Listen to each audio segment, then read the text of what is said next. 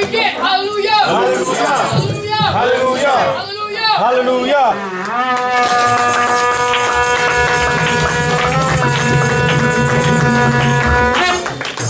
Hallelujah. Hallelujah. Shabbat shalom.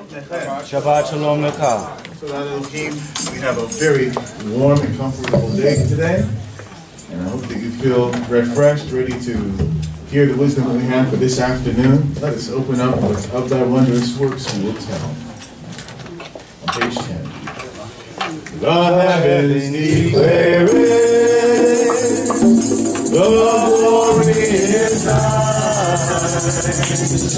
The earth angels sing, those honor divine. Our God, the Creator, of everything, losing with our whole is of the mind of God, is my God,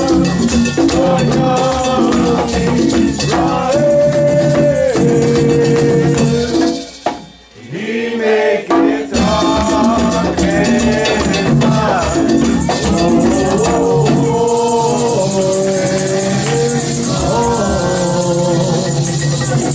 Oh, thy wondrous works we will tell. And when we don't wonder, we cry unto thee. For lo, in thy heaven, thy mercies will be. Thou sendest thy angel to show us the way. To thee we send out our praise. Take our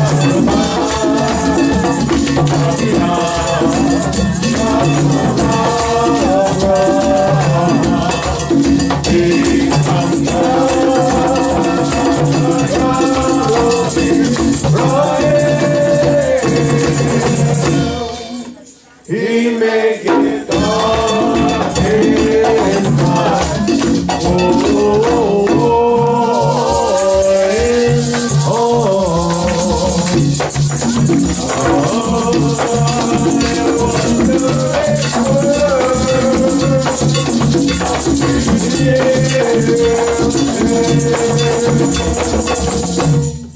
sing of the mind of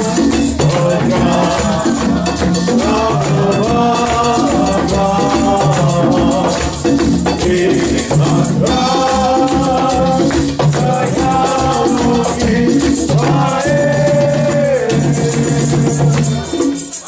He make it dark and night. Oh,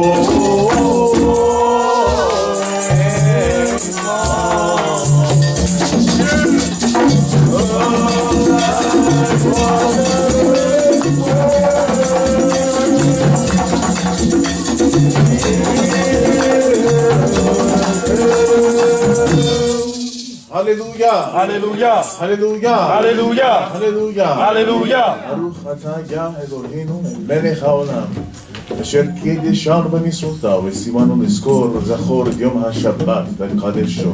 And give thanks, O Yah, our Creator, the King of the universe, who makes us holy through your commandments, commanding us to remember the Shabbat day, to keep it holy. Thank you, O Yah, for the end of the book of Bereshit, the powerful lessons of family and of the destiny of our tribes that came out of it. We ask that even each of the blessings would be combined in our own characters for good, O Yah, and that the lessons that were given, the lessons about anger, the lessons about lust, and all of these things that held our ancestors back, that we would learn those lessons and convert them into blessings. May it be your will that as we go into the afternoon service, we have people read psalms, that they would be blessed for standing before your people to recite your praise in the midst of the assembly of the holy and righteous people of Israel. May it be your will, Elohim, that we would learn from the speaker of the afternoon the message that is fit for our time, and that we would end out this day with peace and protection from all forces of evil that may be around about us. May it be your will that you would bless all of those who've been worshiping this day in every city and in every time zone, so they would be able to see their family tonight and be able to reach their destinations in peace as well. Blessed be your name, high and lifted up be it, now and forevermore. Hallelujah! Hallelujah! WaYeHi. Chaya! Selah. Let us sing the Shema. O Shema Israel, Yahuwah Eloheinu, Yahuwah Eloheinu, Yahuwah Eloheinu, O Shema Israel, Yahuwah Eloheinu, Eloheinu, Yahuwah Echad. O Baruch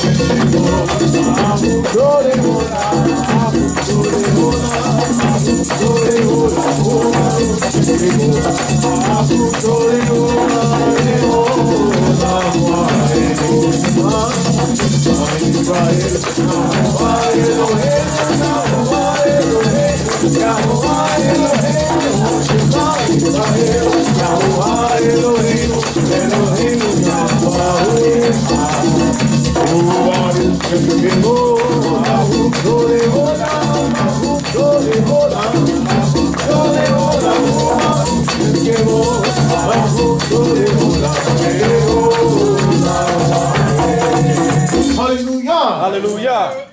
Please be seated as we go right into our Psalms this afternoon, which will be read by Bechor Hodael ben Hodael, Achot Tamar, Ach Nahom, and Achot Danya. So let's welcome Bechor Hodael ben Hodael for the 79th Psalm. Hallelujah.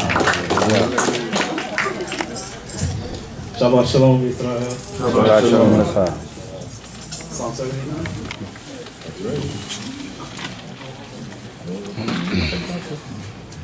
O Yehovah, the heathens are come into thine inheritance. They have defiled thy holy temple. They have laid Jerusalem into heat. They have given their bodies thy servants to be food unto the clouds of the heavens, the flesh of thy holy ones unto the beasts of the earth. They have shed their blood like water round about Jerusalem with none to bury them. We are become a taunt to our neighbors, of scorn and derision to them that are round about us. How long, O Yah, will thou be angry forever? How long will thy jealousy burn like fire? Pour out thy wrath upon the nations that know thee not, and upon the kingdoms that call not upon thy name. For they have devoured Jacob and laid waste his habitation. Remember not against us the iniquities of our forefathers. Let thy compassion speedily come to meet us, for we are brought very low. Help us, O Yah, of our salvation, for the sake of thy glory, of thy name. Deliver us and forgive our sins for thy name's sake. Wherefore should the nation say, where is their power? Let the avenging of thy servant's blood that is shed be made known among the nations in our sight. Let the groaning of the prisoner come before thee, according to the greatness of thy power. Set free those that are appointed to death. And render unto our neighbors sevenfold into their bosom their reproach wherewith they have reproached thee, O Yah. So we that are thy people, and the flock of thy pasture, will give thee thanks forever. We will tell of thy praise to all generations. Hallelujah. Shabbat Shalom to the family. It's great to be out here. Another holy Shabbat day, just to give praises unto his name for waking us all up, taking us through the week, and bringing us here safely. Hallelujah. Hallelujah. For the second, for the 121st Psalm.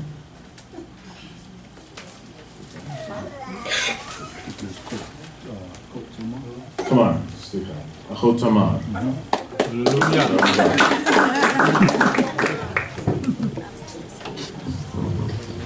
Shabbat Shalom. Shabbat Shalom Lach.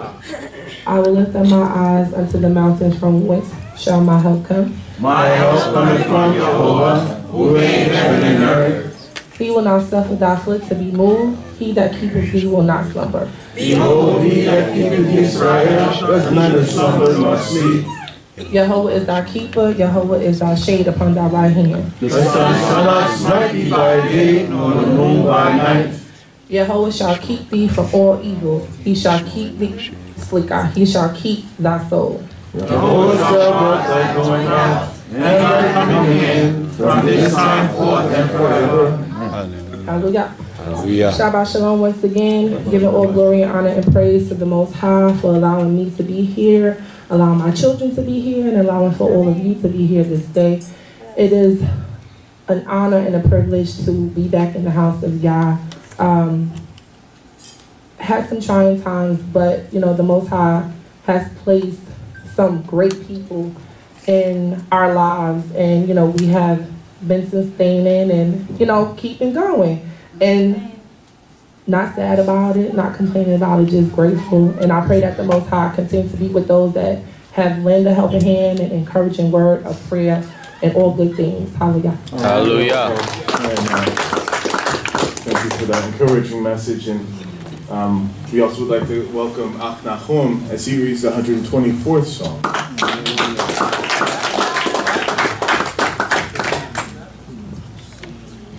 Shabbat Shalom. Shabbat Shalom. Once again, all praise to the Most High. Psalm his name, 124. If it had not been Yehovah who was for us, let Israel not say. If it had not been Jehovah who was for us, when men rose up against us, then they had swallowed us up alive, when their wrath was come against us.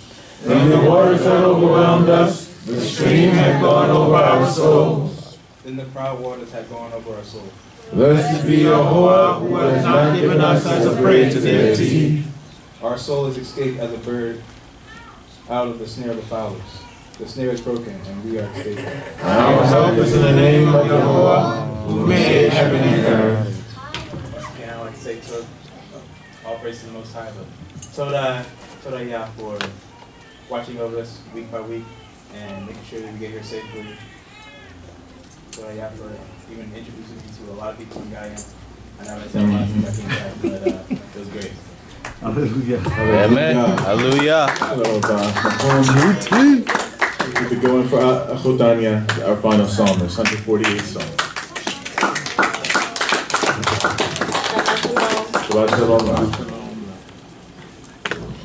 Hallelujah. Hallelujah. Praise ye Jehovah from the heavens. Praise him in the heights. Praise him, all his angels. Praise him, all his hosts. Praise ye him, sun and moon. Praise him, all ye stars of light. Praise him, ye heavens of heavens, and ye waters that are above the heavens. Let them praise the name of Jehovah, for he commanded, and they were created. He hath also established them forever and ever.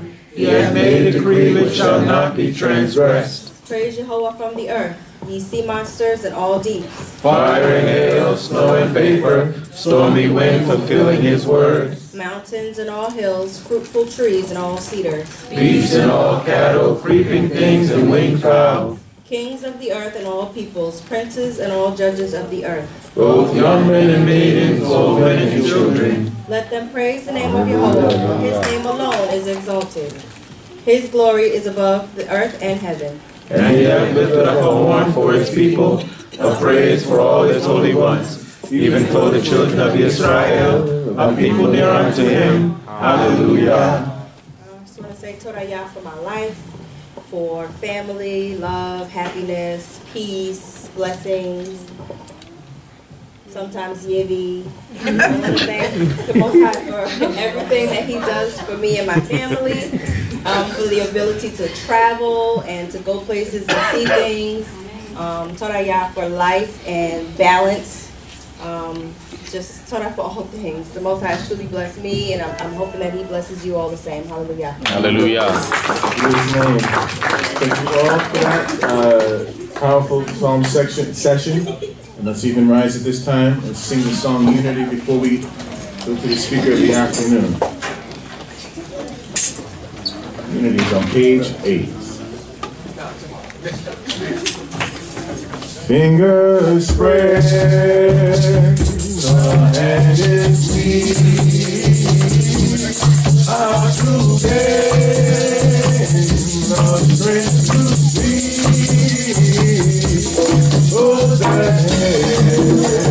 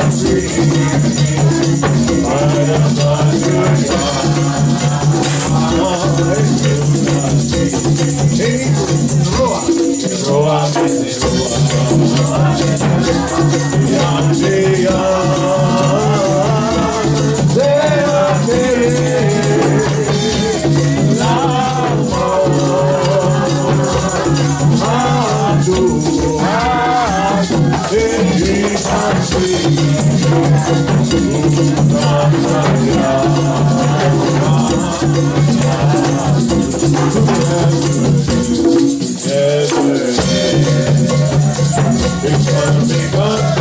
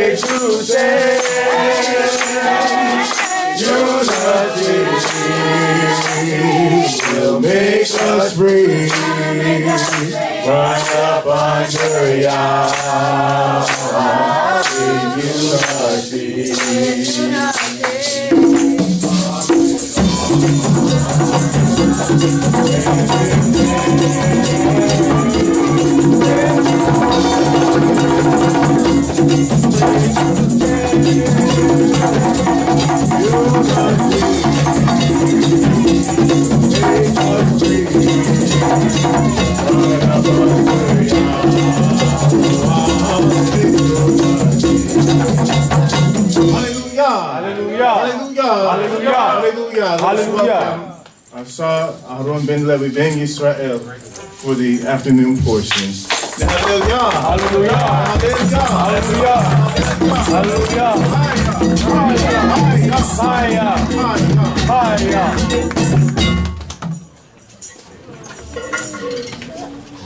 Shabbat Shalom, family. Shabbat Shalom. Please be seated. Giving thanks, honor, and glory to the Holy One of Israel.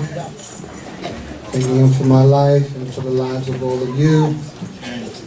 For all of His mercies and compassion. Remembering us in spite of our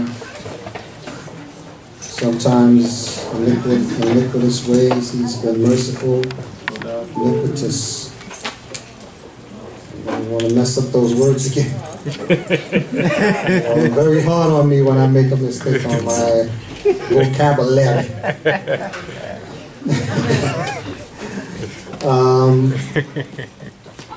We're going to start off with a question. Today's going to be a busy day, so fasten your seatbelts. We got a lot of stuff to talk about. We're going to start off with a question and answer period. Anyone can ask a question. Anyone can answer a question. We only ask that in the event of a controversy that the final decision will rest up here with me and these gentlemen over to my right. Not because we know more, but because we want to maintain order in the house of the Creator on Holy Shabbat Day. First question I'll take is from my sister Doda Shoshana. Shabbat Shalom. Uh-oh. Two. How you get two questions? Go ahead. They're very short. Go ahead. When the sisters are called up to read Torah, are they facing the front or are they facing the back?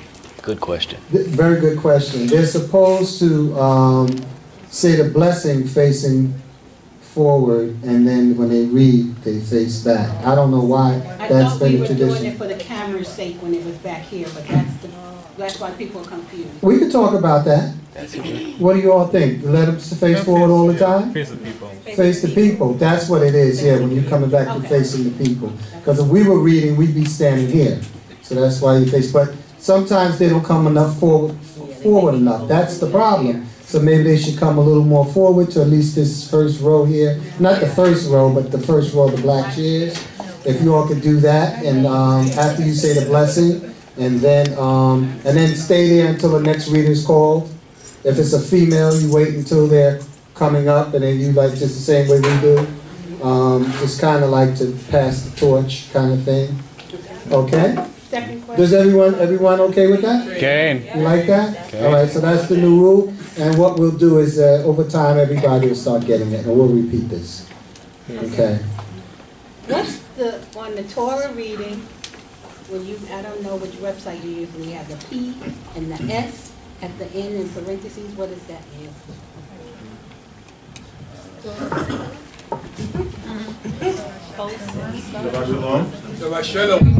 So she asked, It's about like, do you find any particular reading? it's like Kore with Katu. That's right. So there's N and P and S are placeholders. In Hebrew, if you have a Tanakh, you'll notice that there are paragraphs in Hebrew, regardless of what's in English. That spacing itself has been preserved astonishingly well. So when we break a thought, let's say, Genesis, for example, after every day, it was evening and morning, day 1, 2, 3, 4, 5, all the way to 7, right? That's the end of the Hebrew paragraph, right? So, and it's a full break. So it's white space to the end, like this. You see this P? Go to the Hebrew side. That's P for Patuha, meaning parashia, a small parasha, like a small Torah portion, that's Patuha. It's open all the way to the end. That means that is a major theme until you get to the next one of those. This here, in other words, is a theme. Like one thought? One major theme. Right. If there's a samech here, then it's a parashia setuma. Setum is a closed section. It's like a sub-thought. So it's very helpful if you're really trying to get in depth into the Tanakh.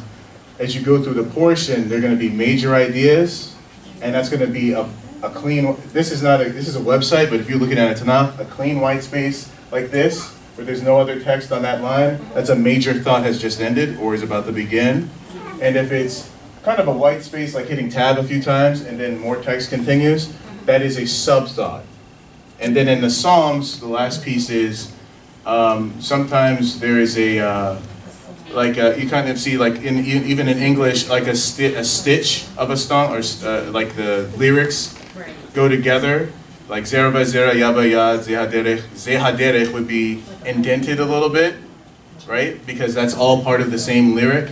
That indentation is also in Hebrew too for some songs. So when you get in depth, it allows you to break down what was the original thought process as it evolves as you go through that chapter. All right. Doc. I don't think a lot of people know this guy. Okay, start off with a question, Shoshana. Next question? Got the doorman. Security. Oh, I'm sorry. Shalom. Shabbat shalom. So my question is, the portion that we was talking about the different tribes in Israel, but then you also find that some people just have the name Israel. Are they trying to encompass the whole blessing, or they just figured out what their name is, why choose that particular? They're taking on the family name. Yeah, the family name, in a sense. That's what they want to take on, the family name. So they're asking for all the blessings of all the time. They just unsure, perhaps. They just having fun with the tribe. Everybody's got their own way of changing their name, and some people do it like that. They just take on the family name, Israel. Okay. Any other questions? Okay, Aharon. Shalom. Shalom. It said when Joseph was talking to his brothers, in chapter 50, he said that the Most High will remember them. Was he talking to his brothers' descendants or his brothers? Everybody. Them and their children and everybody that comes behind them. Because their job was to pass on the message. Right. Okay? So they had to pass it on. Okay? That's what it's all about. Passing on the lineage, the heritage, the legacy, everything on to the future generations. Even the unborn. Okay. Y'all are just making this too easy. Okay. I mean, I have some thoughts that some of the things that happened today in the city. I'm waiting for somebody to bring them up because I wanted to get into it. But mine goes kind of way back in Genesis. Shabbat shalom. Shabbat shalom. Genesis 3, chapter 6, verse 16. oh boy. Nakash. I'll read it. It says, "Unto the woman he said, I will greatly multiply thy pain and thy travail. In pain thou shalt bring forth children, and thy desire shall be to thy husband, and he shall rule over thee." So, what exactly, the first portion of it, I will greatly multiply thy pain and travail, is that Be careful with Joshua. childbirth or in life in general? I'm sorry, what was the question? The first sentence, I will greatly multiply thy pain and thy travail. Okay. And then it goes on to say pain and childbirth, so it's like two separate thoughts. Pain and travail, and then pain and childbirth. I think it's the same thought. Okay, and then the second part is, and thy desire shall be to thy husband. Isn't it supposed to be that way? That's the painful part. I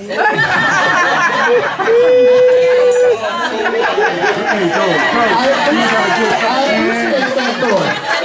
Because let me tell you, it might not have supposed to be that way.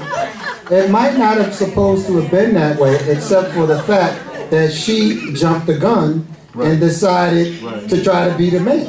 All right? And that's what messed everything up. Because if she had followed the rules and not misdirected her husband, who was actually here before her, she... Come on, Chloe. I'm the one that's going to pay for that move, not you. Okay? So, but seriously, the Creator said, well, you can't be in control because you didn't know how to handle that. Right, exactly. And I think that's what he meant. And so he subjected her to be under his rule as opposed to allowing them to be possibly equals. I don't know what the intent would have been, but we never, you know, I don't see a problem with a woman, because he said a helpmeet, so we're going to help each other. But I think that the fact that she was seduced so easily was, you know, was angered the Creator, and he had to put in something like that. Now, keep in mind that it could have if the serpent, for lack of a better word, had been a female, Adam could have done the same thing. There's nothing that would have stopped him from being seduced because of his naivety. But I think that everything happens for a reason. Obviously, the Creator, you know, and that's the thing. From our inception, the Creator has given us the ability to choose, and that's how we're made in His image. That we're independent thinkers, and so it's just a lesson for all of us, because I know you brought it up, but to me it's relevant today, because in a lot of cases the woman is the brains in the house. Right. And, you know, and so everybody, and this is what I would say to any of you who've been married any length of time, that everybody needs to figure out what their role is in the relationship. Do I really want to go down this road? Because I got a lot of thoughts coming in my mind, because, you know, I'm looking at these people getting married and marriages, and I don't know for what reason any individual person decides to get married, but if your marriage is only lasting 2, 3, 4, 5 years, there's a problem. It shouldn't be lasting less, you know, I mean, I'm not to say that it should go 20 years and you get divorced, but the fact that you didn't go into it thinking about the long haul is a problem. And if you say, well, I did think about the long haul, then you should have thought about the mate, because the mate doesn't change that much in the course of 5 years. The person you married is the person you should be expected to live with for the rest of your life. You can't expect that person going into the marriage, well, I'm going to change him in so many years, I'm going to change her in so many years, and then we'll have the perfect relationship. No, the person you married is the person you should be expected to live with for the rest of your life, or they're not the right person. Keep looking. So, you know, when I see these marriages falling apart, I have to say to myself, well, I'm not complaining about why you're where you are now. I'm wondering, where were you when you decided to get married in the first place? People need to make better choices. You know, some people just want to get married for the wedding. You know, some people want to get married because everybody else is getting married. You know, and I can understand, you know, some people want to mate and they want that life, and I get all of that. But if it's going to make you more miserable than you are single, is that really the right choice for you? And I'm concerned because I see too many marriages falling apart, and it's just, to me, because there's collateral damage. You know what I mean by that. And the children suffer more than anybody else. So there, Sir Aharon.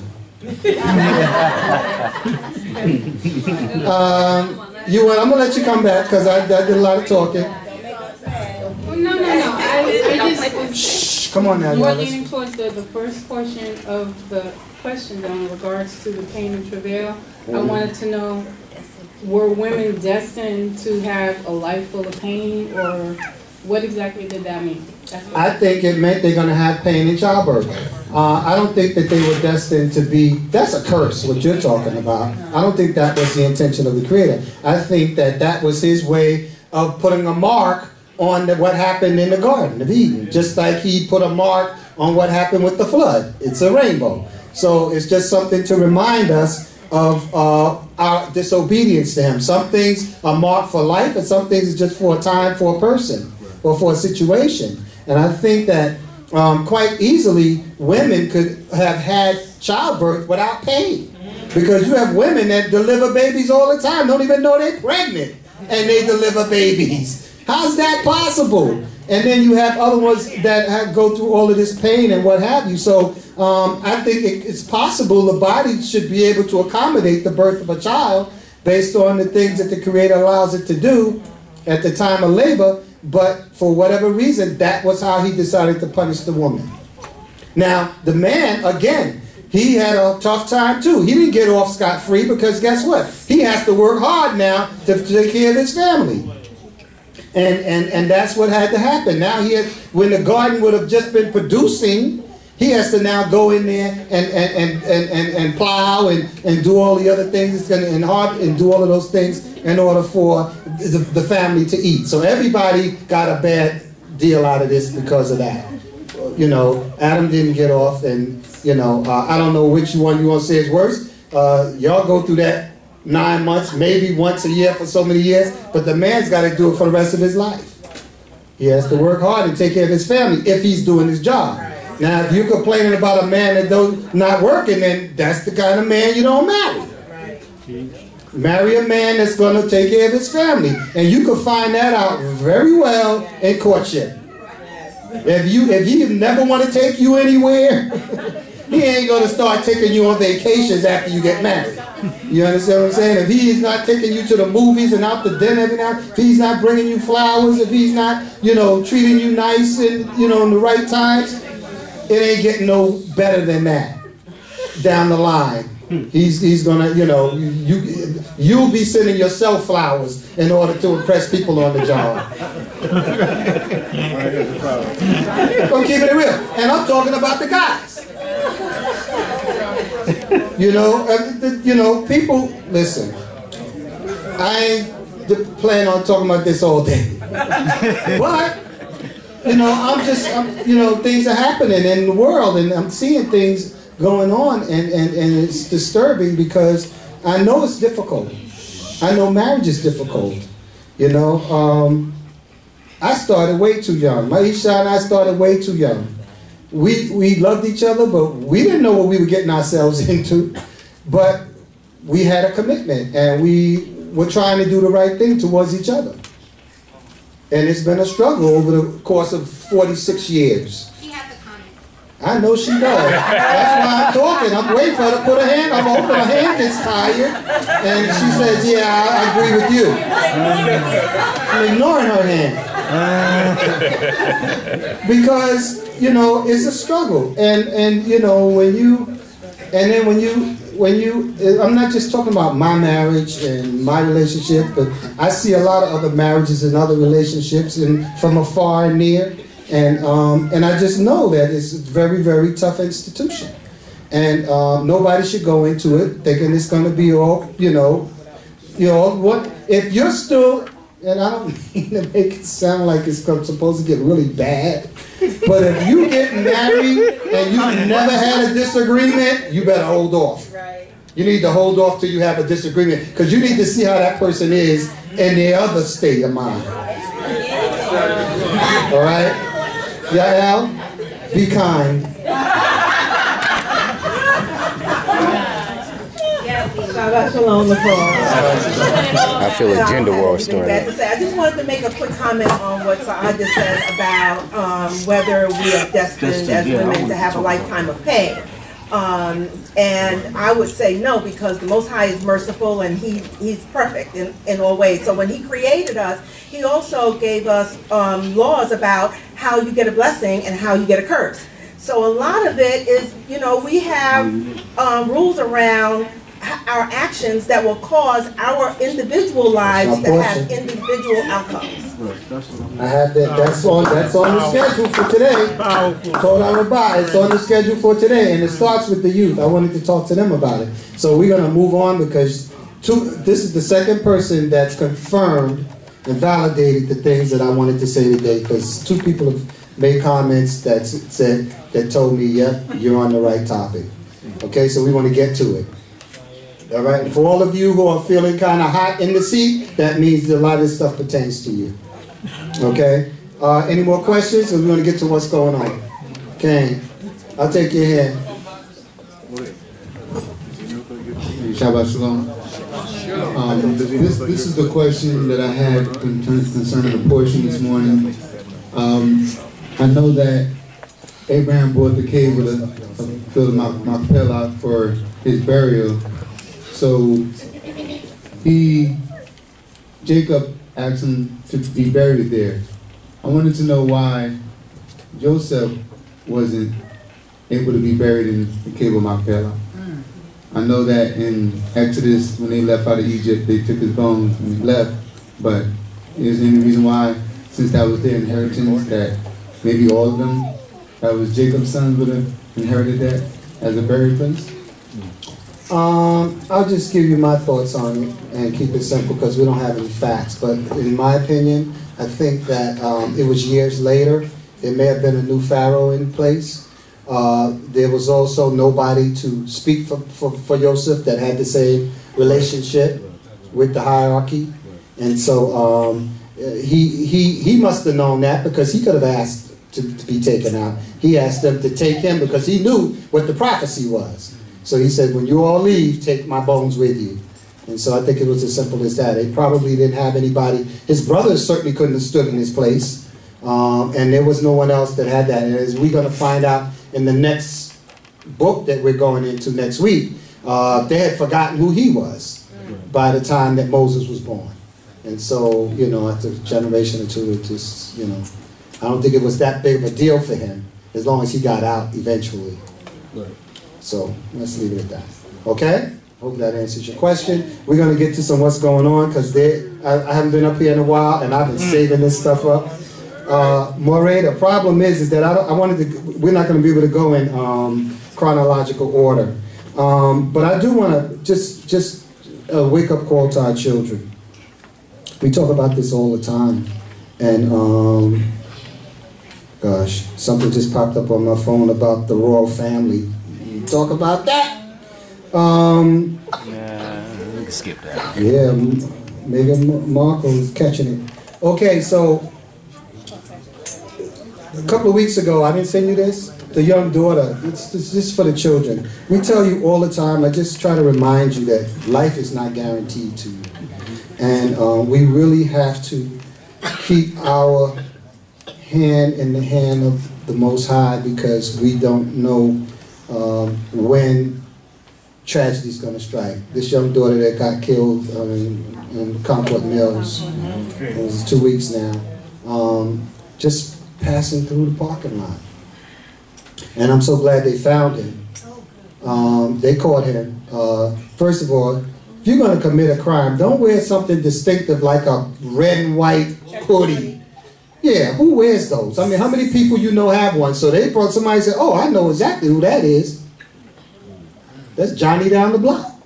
So I think they even found a second person who's 15 years old. But I just wanted to remind our children that sometimes when your parents tell you not to go someplace or you're not, you know, don't be someplace or don't do certain things, it might just save your life to listen. And it could happen to anybody, could be any one of us. It's just a reminder that at 15, you could be gone from us in a drop of, you didn't do anything wrong necessarily, but it's just a reminder to all of us just how precious, number one, life is and how important it is for us to keep the Most High on our side. We don't want him to be against us because he'll set us up for that type of calamity and that type of tragedy. So just, you know, just always use your wits, and some of this stuff I'm hoping to cover later today. I have a few things I would like to see us cover, so just wanted to throw that out there. The brother sent me a whole list of stuff that we're going to cover. So how do you have it set up? You have anything in particular you want to get to first, Maureen? And what we do, we have a lot of videos, so that's how I've been doing it lately. I just want to go back. This is a couple of weeks ago. This happened while you set up the first video. John Lewis, we just found out that he has cancer, stage 4 cancer. I think it's pancreatic cancer, actually, which has a very, very low survival rate. But Toraya, my brother-in-law had it, and it's a miracle. Right now he's cancer-free. I mean, he had stage 4 cancer, and the Most High spared him, and he's been with us for 2 or 3 years since that diagnosis. He went through the treatments, and it helped. But John Lewis was marched with Martin Luther King. He was a youngster at the time, and he's been great in the civil rights movement. He's now a congressman, and people get him mixed up with Elijah Cummings a lot, but they're 2 different people. But it's amazing how they both, in the same year, find out that they had cancer.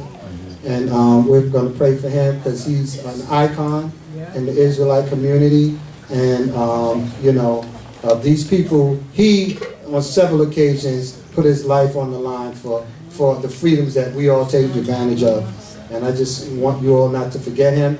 And as time goes on, when we get into, I don't believe in Black History Month, you understand, but we're going to be showing a lot of videos in the coming weeks just so that we all can stay in tune with our history, our more current history, and that the people, the children can learn to know, they got to know these people as they get older.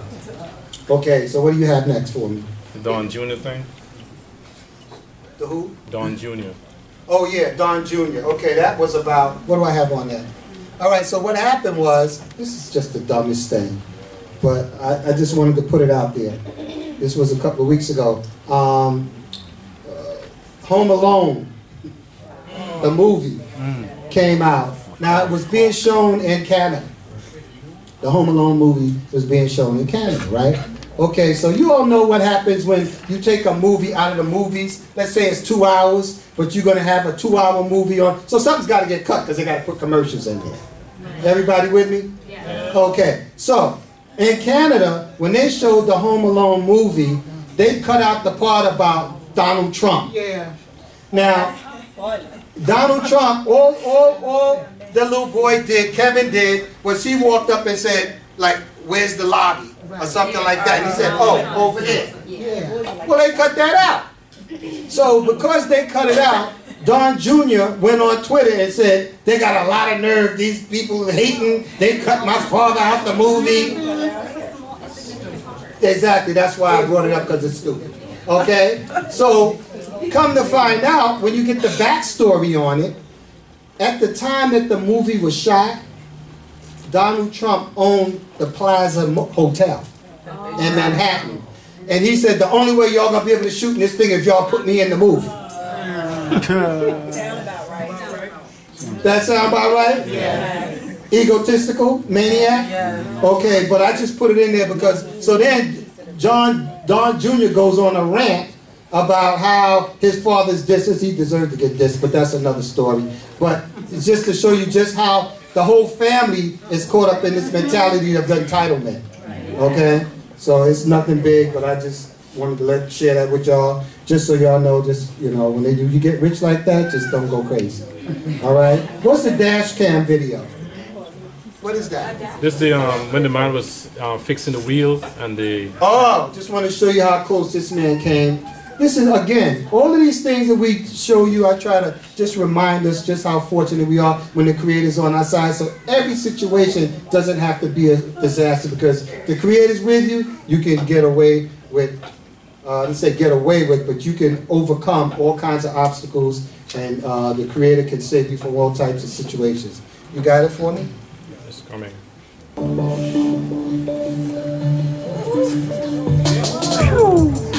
He was standing right there. How did that happen? It blocked out like that. It's going to come. Can you show it again? Oh, they're showing it again. I don't know why this guy's speeding around that corner like that, but he goes out of control.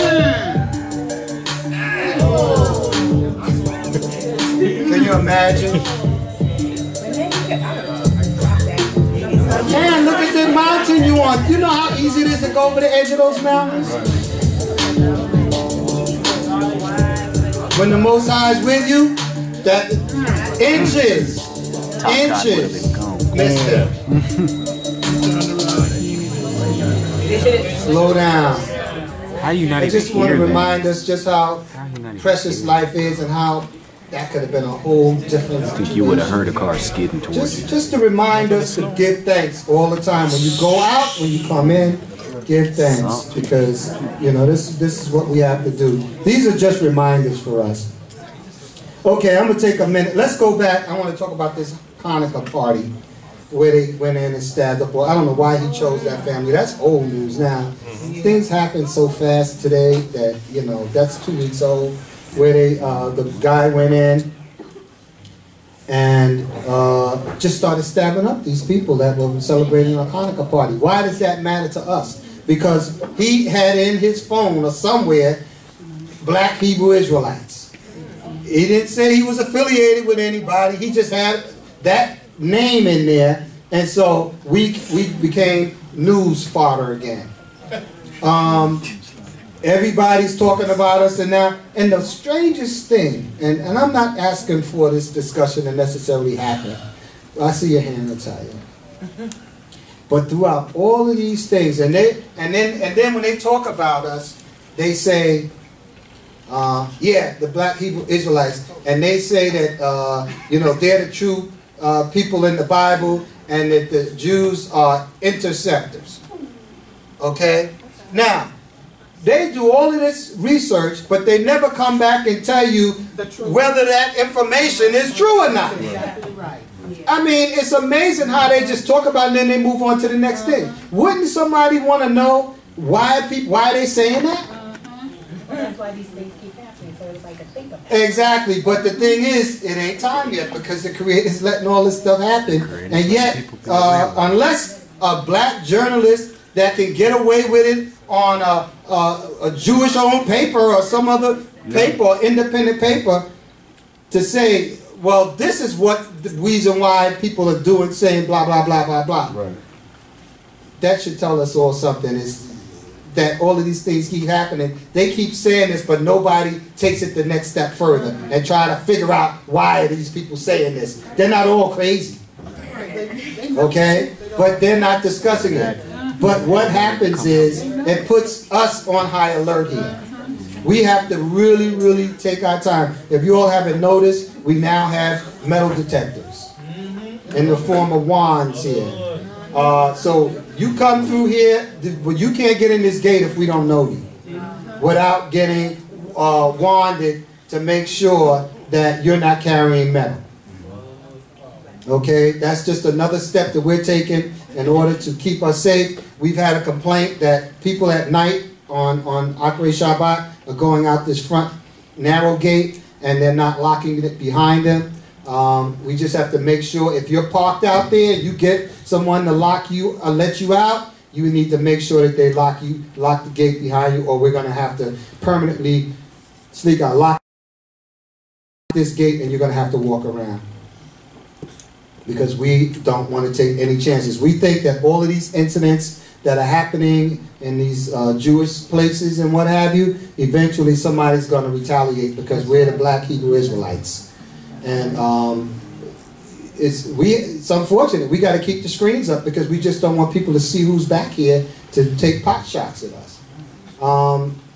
We consider ourselves safe because we have the Creator on our side, but we also have to be wise about the safety of the people that come here. So all of the security hopefully will make you feel more comfortable here, and we're not going to let down because this is not going anywhere. It's just getting worse. So you know, we have a very stringent brotherhood right now, and we're putting some serious things in motion because we want to keep everybody safe. And we expect the sisters to do what they need to do. If somebody come in here, you know, be ready. You know, have it at your side. I know a couple of them in there over there. I know a couple of them over there. You know, I don't know all of them, but I know a couple of them over there ain't playing. You know, don't mess with them. Just tell them brothers over there duck first. Yeah, right? Yeah, whatever you do, make sure you've been going to practice. You got a lot of innocent bystanders up in here. Natalia, well, you had a hand up earlier. We're going to move through this because I want to cover something else. Someone just sent me something which I really didn't get a chance to look at the YouTube article about it, but she was saying that. We gotta have you on camera. She was saying that the man that did this thing, he actually knew these people. That they would have him coming in like when he was a little boy every day, you know, every Shabbat coming in lighting, turning on the lights. And I have it on here. Maybe I could give it to you to bring it up. But she said that his family came forward and said that. He had nothing to do with it. He don't know anything about, you know, being Hebrew or Israelite. It was just that they used to bring him in. And for some reason, they don't know that he did this thing. And she said that he didn't even live what they were saying he lived in. He was in New York. He lived in New York they somewhere. said he didn't even live there. He lived right near them. Oh, okay. Well, can you pass that on, because I didn't have that information? What it sounds like she's saying is what happened to our brother called Mikael. Yeah. Right across from us, when we lived in the project, we had a Jewish husband and wife who lived directly across the hall, and y'all know how narrow that hall is. Directly across the hall. And what they would do is they would, I don't know, out of whatever ages we were, Carl Mikael was at the age where and he was second oldest. He was at the age where they solicited my parents to allow him to come in their house on Friday night. They would put a chair on the, they had candles for him to light on the Shabbat. They didn't want to light him. So they would have Carl Mikael come, and then they had the quarter would be left on the top of the fridge, and they'd put a chair by the fridge so he could get up on the chair to get the quarter off the chair for coming and lighting their candles every Friday night. So they didn't want to break the Shabbat, so they had him come in and light their candle. And Mikael has told this story 1,000 times. If you haven't heard it, I don't know where you've been. But, huh? The spiritual side is that he was going to light them up when he got older. Oh, okay. Well, the point is, this man might want to get revenge for whatever reason. Carl Mikael did it a whole different way. You know, he just lights them up now, you know. But that's what they did to us, you know. And I told y'all I was up here the last time. They treated those Jews in New York treated us terrible. They were nasty to us, and I know why. You know, to this day, those they were, to me, they were worse then because they spat on us. You know, they'd be in the yeshiva on the corner picking and stone, and they would spit out the window when they saw us passing by. I was so glad when they tore that building down, and they put Glenmore Plaza up. Huh? That was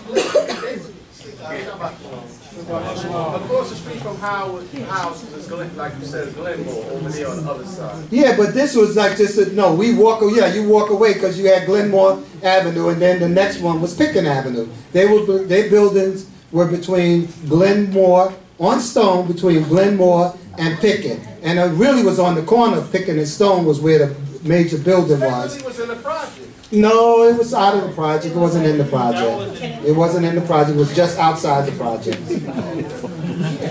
Okay? Long before you were born. Yeah, no, I know the streets. That's why Right. I know Stone. Yeah, but the project, our project stopped at Glenmore. Okay. And then you had PS, 298. 298, and then you had, what is Stone called? What is Stone Avenue called? Stone is now Mother Gaston Boulevard. What is this? She's in the Eat Your Lunch Center, Alicia. I know you in there eating food. Okay, moving right along. What else are we going to cover today, Maureen? The royal split. The royal split. Now, okay, I have a whole different, I'm sure y'all do too. How many of y'all saw this coming? The thing is that they love Harry. That's right. But they didn't want Harry to go to America and get no black girl. No. That was not a part of the plan. And what we don't know is that unless you're really paying attention, is that the media in the UK has been trashing her for ever. Soon as the wedding was over, they started before she got married, and I think that's what the split was between him and his brother, because his brother tried to talk him out of it. He knew that he was going to get a lot of, so they had a split because he didn't want his brother to marry this black girl. Call it what you want, biracial. You know what it is. An ounce of black blood in you, you're black. Okay, don't kid yourself. I don't care how straight your hair is. You know what I'm saying? I don't know how many freckles you got on your face. You are black. Now, they say that she got away with a lot of this because she was passing. I don't think she meant to pass, but people just didn't realize that she was black. So what happened was, right after the wedding, they gave her a little break, a little vacation for the honeymoon, and then they started talking about her. Oh, she's straight out of Compton, and they were making all of these. Yeah, they were saying she's almost straight out of Compton, and you know, talking about the hip hop this, and you know, just saying racially insensitive comments about her. And matter of fact, right after, during the engagement, he had to go on the media and say, y'all need to cut this out. But we didn't know what they were talking about because the media over here was kind of covering it up because they're racist here too. But they didn't want to say, imagine if Trump's son came home, or, you know, they could talk all the nice stuff they want. They do not want you in their family, and they don't want no curly-haired little baby coming around them, you know, looking half black, half white. And so she's catching it now, and this is the thing, he's always been the rebellious one. So they were kind of worried about him from the giddy up.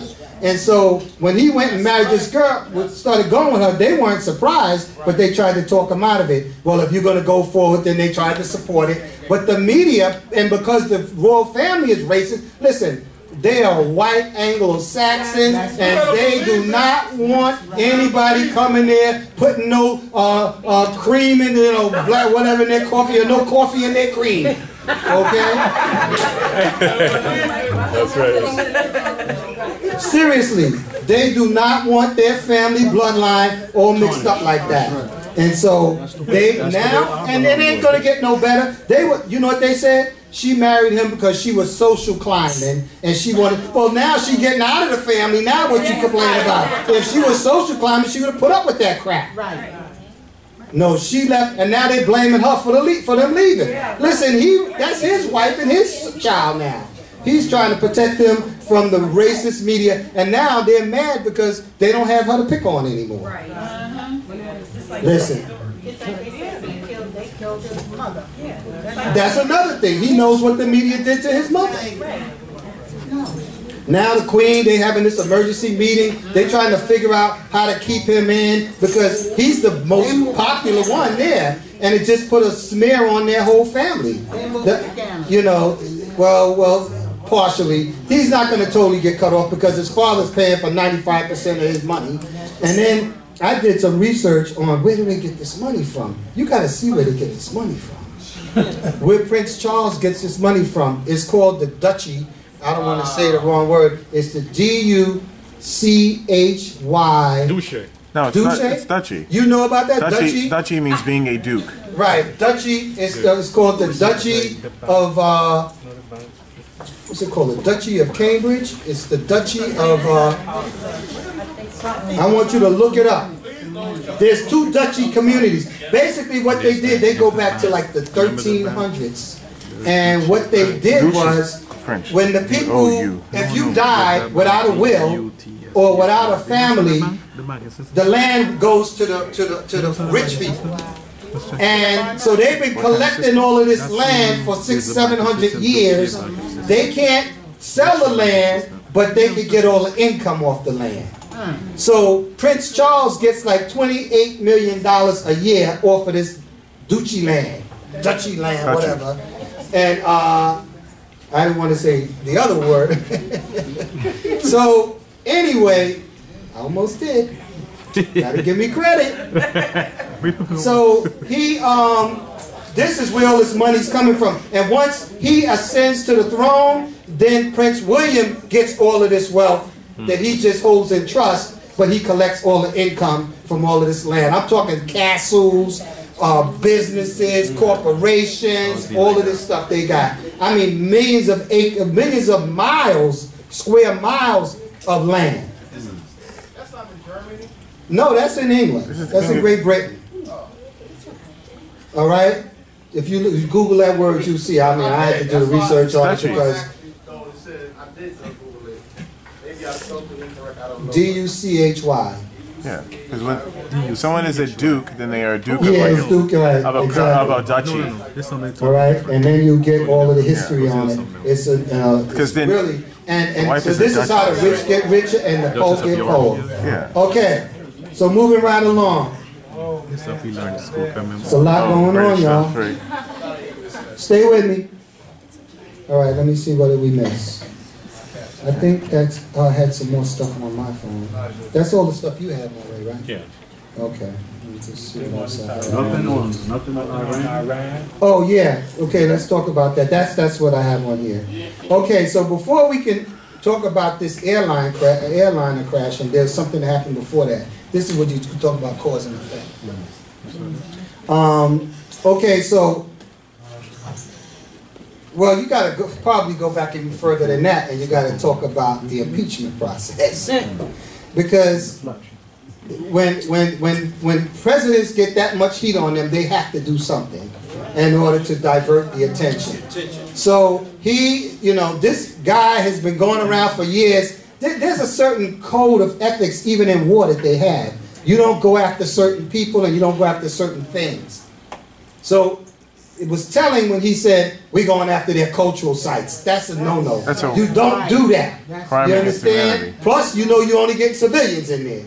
Okay? So, what happened was, because of this impeachment process that's been going on, he's been busy trying to change the direction of the discussion. So, they went after this guy who they say has been like he's like the... not quite Saddam Hussein or what's the other one, Bin Laden, but he was more or less helping to,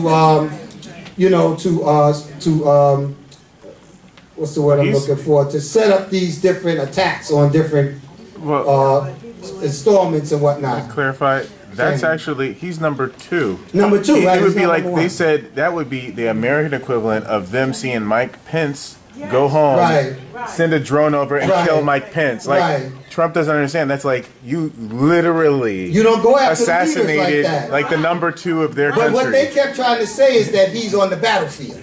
So if he wears a uniform like Castro did, they want to see him as a soldier. So he's But you just killed the number 2 of a country. It's not like exactly. So that's the problem. So what happened was. They went and they went after him. Now, Iran knows that they really can't go up against America because America has too much firepower. So, but they couldn't look weak. So what they did was they said, we're going to send a couple of missiles out there and wherever they land, just to show that they retaliated. So they sent the missiles up the next day, and then they said, okay, we got y'all back, fight's over. Because they didn't want him to turn around and do something else. So they kind of put out a statement, all right, we did what we're going to do, all right, let's go back to normal, whatever. Well, they were nervous. They were very nervous about the fact that they thought America might still retaliate. So the very next day, this plane takes off. This is a Ukrainian Airlines. It only had a few Ukrainians on there. It had mostly Iraqis, Iranians, Canadians, 63 Canadians, 100 and something Iranians, and then a couple of this, that, and the other, from Europe. Soon as they saw that plane, they thought it was something from the United States, and they sent the missile out to get it. And then they denied it, but they had video. So just late yesterday afternoon, they admitted that was them. They did it. Yeah, well, now they're admitting, and so they got to pay for that. They got to pay for all of those deaths. They got to pay for all of the damages, and they got to pay. So that's what's going on with that. Come on, all the talking. I can't hear everybody talking. Raise your hand. I'll be glad to hear what you say. Okay. I still put it on Trump. Because if he had started all that mess. Well, that's why I said you got to go back to the impeachment. Because it was something to divert attention away from that. And he's not done yet because the impeachment trial hasn't started yet. And there's another rule in America. It's an unspoken rule, or it's just not like you have to do it. It's not a law. But they never change presidents in the middle of a war. So they say, but Obama came out when the Afghanistan war was still going on, so that's not true. But that's the thing. But that's not a declared war. You know how they do it. They fight and kill each other up, but as long as we didn't say war, we didn't spell the word out, you know, it's not a war. So, yeah, I know y'all think some of this stuff is irrelevant, but it affects every last one of you. Yeah. And it will for years to come. There was something about the history that was taught today. I wanted to talk about the Martyrs portion, but I'm gonna skip on it. The Pope is out there slapping women. Who? The Pope. Oh yeah, the Pope. Well, you know what? The Pope he slapped her hand. You know, he didn't slap her face. I think it's like first of all, I got video. okay, so You got the video. this Pope, you got the video. This Pope ain't nobody to play with. He's got a watch her. She's gonna grab him. He's walking away. He's gonna walk away and she's gonna pull him back. There she is on the left. He wants her to come to him to come to her, but he's gonna walk away now. Wait a minute, you didn't kick me. Come back.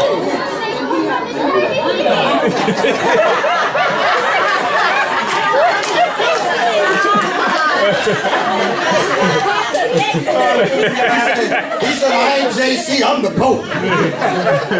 JC might give you a pass, but I'm the Pope. Now the very next day, he asked for forgiveness. Because he knew they caught him on camera. But, you know, can you imagine somebody, you walking away and somebody gonna yank you and pull you back? Come on, he's human. You know? No, not to them. He might be the Pope. Not to them. He's a victim. He's a victim of God. Well, you know what? Yeah, right? First of all, she got a personal apology, so she got more than a blessing. Cut that out. Yeah, come on, don't be pulling on me, yanking me like that. That look like something my sister would have done. Somebody had overstepped their bounds. Yeah, right, Kavera Dasa. You just touched Kavera Dasa. Don't you put your hands on me. Ima Hadassah did not play. Y'all say, who's Ima Hadassah? Ima Hadassah was one of the elder wives of the late, great Cohen Levy Ben Levy. And she didn't take no mess. I got along with her great, which was good for me. You didn't take no mess. And so if you walked up to her and you didn't know, first of all, I never touched her. And I got along great with her, but I knew not to touch her. See, that's the difference between now and then. Back then, you didn't touch another man's wife. You didn't even approach her the wrong way. You didn't even have a conversation with her unless you were given permission. And they did not play in Ohashab about stuff like that. They were strict. And that's why y'all see sometimes they're like, dang, Sar don't let nobody hug him. I'm just from an old school. And I just don't do it. If somebody comes and wants to embrace me or hug me around waist or whatever, I'll do it because I don't have a problem with it. But back then, it was two things. It was respect, and it was also we don't want anybody getting that might have uncleanness on them to contaminate us, because we took this position very, very seriously. We still do. But we're a lot more lenient than we were back then. But in those days, you didn't put your hands on a sister. I don't care if she was the Cohen's wife or not. You did not put your hands on her. And some of us are still alive. They remember that. Raise your hand if you were part of that. All right? Okay. That's the way it was. It was serious about that stuff. So, you know, I know it all can't stay exactly the same, but I don't like changes coming too fast. That's just me. Change can be a good thing, wouldn't be a bad thing. So. Kane, I see that hand in the back. Kane, I didn't see you. Mike. I was just thinking, it made me think of something when you said to the children, to the boys, about how they think it doesn't affect them. And I don't remember doing this with the hero, but when Haziel signed up for, went to college, we had to do, his financial aid papers. And before they would give him anything, he had to promise, he had to sign selective service. And if he didn't sign, because at first we were like, no, we don't. You have to. But right. It's a law. If he doesn't sign up and promise to go to the army if they and they really give him any help. Now, let me tell you about, that was one of the things I wanted to discuss today. I'm so glad you brought it up. I'm talking to all of you young people. Just as I turned 18 in 1972, there was a time before that when not only did you sign up for the draft, you were given a classification.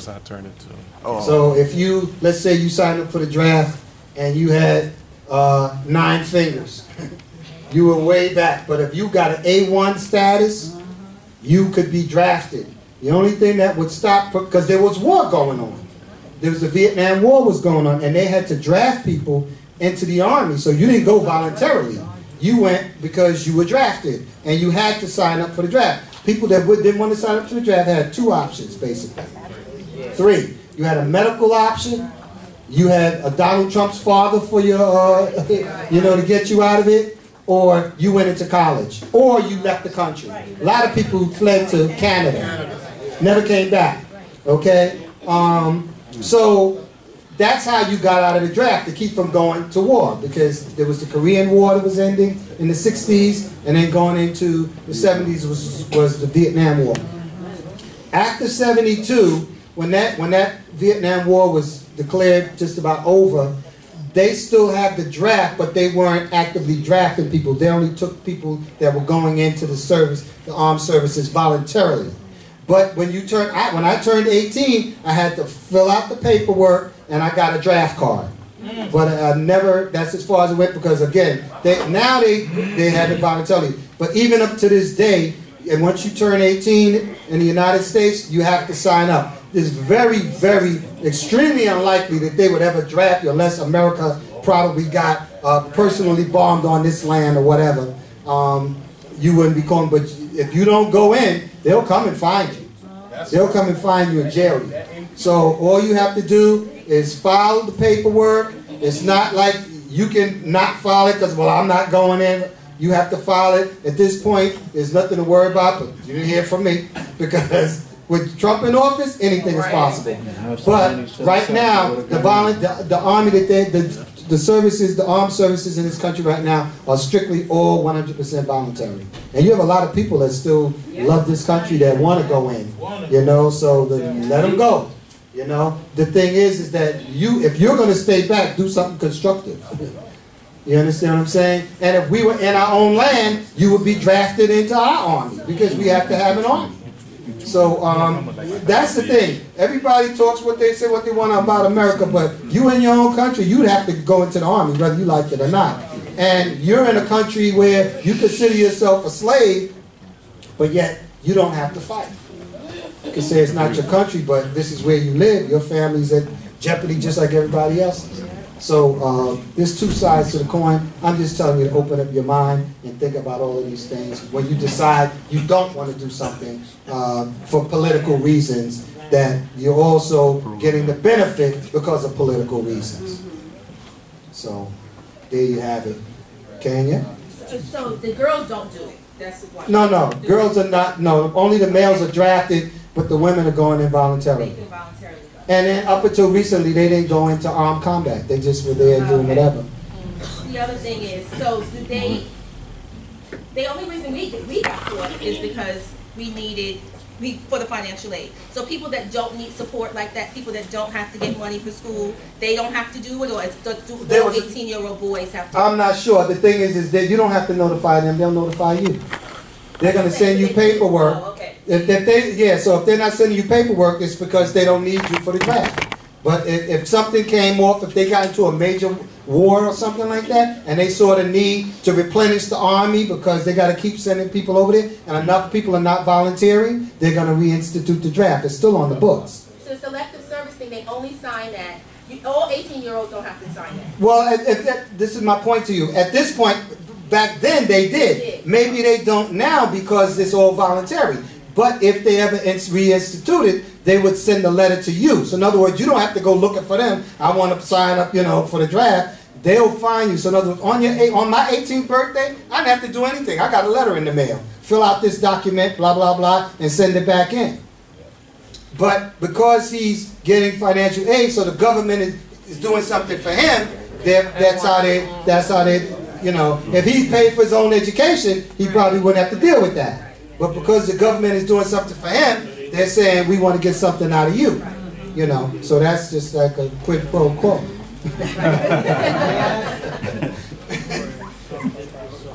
Anything else? Come on now. I want to go move on. Talia. In reference to just what you was talking about, It's the last one. Yeah, about the draft. There was some phony thing came out on the news about they were putting out the draft. Somebody put out something, but they were gonna, you know, start the draft again. But some news media, news outlets, right? They corrected. They said somebody. It's coming from Congress. They can't. The news media don't listen. Anything the news media say. No, not the news media. They were correctly saying it was a lie. It's just something. Right. Yeah, that's got to come from Congress. That's a Congress call. It comes from the House of Representatives. All right, we're going to move on. I want to cover something else, so segue into that. I want to go over a couple of Proverbs. So, you need a reader. You need a reader, Moray. Come up, please. I want our youth to pay attention. So many things going on, and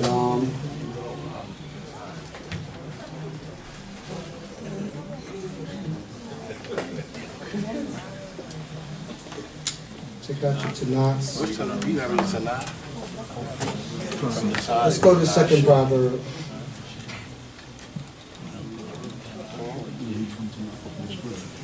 I'll read from off the screen, but I know I'm already wrong. Where we going, sir? We're going to go to the second proverb. You don't have to start at the beginning. Where's the mic? I just want our youth there's so many things going on that are forcing you to grow up, and just want you to have a remembrance of the guidance that we're trying to give you. A lot of this stuff you get at home, we talk about it all the time, but we want our children to understand where their blessings come from and how they can determine their blessings. Right.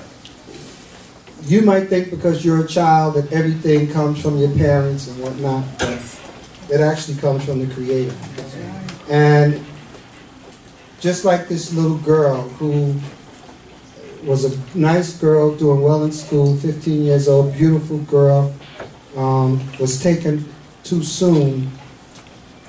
Her parents couldn't save her. The police couldn't save her. Nobody could save her. So when you think of it like that, you understand that maybe you can save yourself by the choices that you make, the things you do, and how you see the Creator and what He's trying to give you and the things that we try to give you as you come out to worship with us. So let's just read, and I'm going to stop at certain points. Just pay attention to Yellow Dean. You young children, pay attention. If you need a Tanakh to follow, if not, it's up there on the screen. I do not want to see you playing, looking around. This is for you, please. We're in the book of Proverbs, chapter 2, verse 1. Hallelujah. Hallelujah. My son, if thou wilt receive my words, or daughter, if thou wilt receive my words and lay up my commandments with thee, so that thou make thine ear attentive to wisdom, and thy heart inclined to discernment. Okay, so the Creator is, through the mouth of Solomon, is telling you all, as well as us adults, that if you listen to what I'm telling you, and just follow the direction that we're giving you, you're going to get a blessing for it. Now keep in mind, they talk about thy heart inclined to discernment. Discernment is the ability to know right from wrong. So what he's telling you is to focus your attention on doing the right thing, because you have a choice. And he's trying to tell you, just listen to what I'm saying. Just right now, let's say it's me. Listen to what I'm saying and pay attention and incline your ear to discernment. In other words, your heart to discernment. In other words, focus your attention, your heart and your mind on trying to figure out what's right and what's wrong. Okay? Trying to figure it out, and so that you can make the right choices. Read on, please. Yea, if thou call for understanding, and lift up thy voice for discernment, if thou seek her as silver and search for her as for hid treasures, then shalt thou understand the fear of the Most High, and find the knowledge of Yah. Okay, so they're saying that if you think about it, and you look for this discernment, which means that you're going to look for the right answer to what it is you want to decide to do. And you look for it like you would be looking for money. You know, like you're looking for something of value that you think is going to help you go out there and buy an Xbox or a piece of jewelry or whatever it is. If you look for this discernment and this wisdom the same way you look for things, material things, you're going to end up learning that you have to fear the Most High, because He is in charge of your life. And if you could think of looking for these things, out of it, you're not looking to go out to fear the Creator. But when you go out looking for the things that He's saying that you're supposed to do, you're going to be afraid to do the wrong thing, because you know that it's going to lead to death, or could lead to death. So you're going to fear the Creator in the sense that I don't want to do the wrong thing, because I don't want what happened to that little girl in that parking lot to happen to me. That's right. And that's why you have to fear the Creator. And not because, He just wants to, He's going to be, take pot shots at you, but that He wants to protect you. And He wants to protect you from yourself if you're making bad decisions. For Yah giveth wisdom, out of His mouth cometh knowledge and discernment. So he's saying if you take on the wisdom of Yah, who's not coming from Him directly, is coming through the mouth of Solomon, through the mouth of myself, or anyone that stands before you. It could be a maftira, it could be a young kid. If they're giving you some wisdom, because sometimes children have to communicate with each other about doing the right thing. We're nowhere around. That's right. And so you have to be the voice of reason when you have a child, your brother or your sister or somebody in your company that is thinking about doing the wrong thing. You have to be that voice of reason so that you can be the knowledge and discernment that they need to make the right decisions. 7. He layeth up sound wisdom for the upright.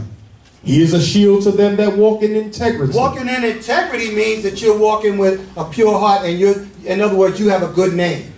All right? And you're doing the right thing. And he said, He layeth up sound wisdom for the upright. So in other words, those who are looking to do the right thing, wisdom will come to you. You don't even have to go looking for it. Because the Creator has already established you, and you've established yourself as somebody who wants to do the right thing. When you want to do the right thing, people will come along and help you do the right thing. If you're a bad person, nobody's going to want to be bothered with you, because you got a nasty mouth, you got a nasty attitude. And so even though they want to help you, they're afraid you might tell them off or curse them out or suck your teeth.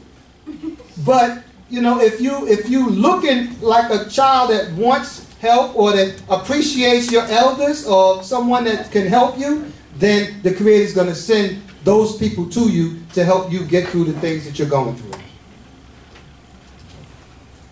That He may guard the paths of justice and preserve the way of His godly ones. You heard what He said? That He may guard the paths of justice. So He's going to keep you in a path that's going to prevent you from being in an unjust situation. And he's also going to preserve the way of his godly ones. So he's going to make sure that you're protected from the evil that's out there. That's what I was talking about when I said you got, when you're walking out there in the parking lot and Dave and Buster's, that you don't have to worry about that bullet hitting you because the Creator has already directed it somewhere else. I don't know why this young daughter, but who knows what the circumstances were. She might just be a sacrifice for somebody else that might learn something. It might be for you to figure out that I don't want to end up like that. These young daughters and these, don't be somewhere you're not supposed to be, number one. And I'm not saying she was there against her parents because I think her mother was coming to pick her up. So that wasn't the situation. But there's so many different scenarios that can put us in the wrong place at the wrong time. Then shalt thou understand righteousness and justice and equity, yea, every good path. And when he's saying equity, in other words, the good comes to the good and the bad comes to the evil, or the bad. For wisdom shall enter into thy heart, and knowledge shall be pleasant unto thy soul. Discretion shall watch over thee, discernment shall guard thee, to deliver thee from the way of evil, from the men that speak froward things, who leave the paths of uprightness, to walk in the ways of darkness, who rejoice to do evil, and delight in the frowardness of evil. Okay, all I want to say about that is, this is all about choosing friends. That's right. Choosing the right people. Now, I don't know where I have it, because I know I didn't bring it, but I used to read this thing about choosing your friends. Some people may have it in their tonight. Yeah, I don't have it with me, and that's perfect for this time, and how you choose your friends. Your friends can take you down a path that will, and this is the weirdest thing, because usually the friend survives, and you're the one that gets hurt or gets killed. But we're going to skip that. I'm going to go to the third proverb. Proverbs 3. Proverb 3. And it has different thoughts in it, so that's why I'm going to switch over. And just watch one more time. And we're going to do some history. Okay, so we're in Proverbs 3. Proverbs 3. And just read through the first few lines, because we already talked about this, and then it gets changes up a little bit. Okay. My son, forget not my teaching, but let thy heart keep my commandments. For length of days and years of life and peace will they add to thee. So he's saying that when you do the right thing, and I know you don't know all the commandments, but you know right from wrong, that you can extend your life, add years to your life, and you know, just having years is not really all you want. You want peace. That's right. You may not know what it is now because you have it all the time. You know, unless you live in a house where there's always strife. You don't know what peace is not. But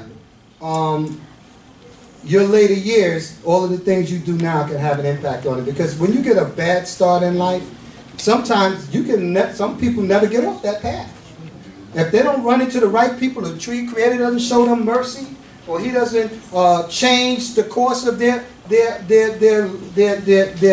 road that they're on, that could be their life. Some people come in this world and go out in misery, and they can live many, many years. That's not what you want.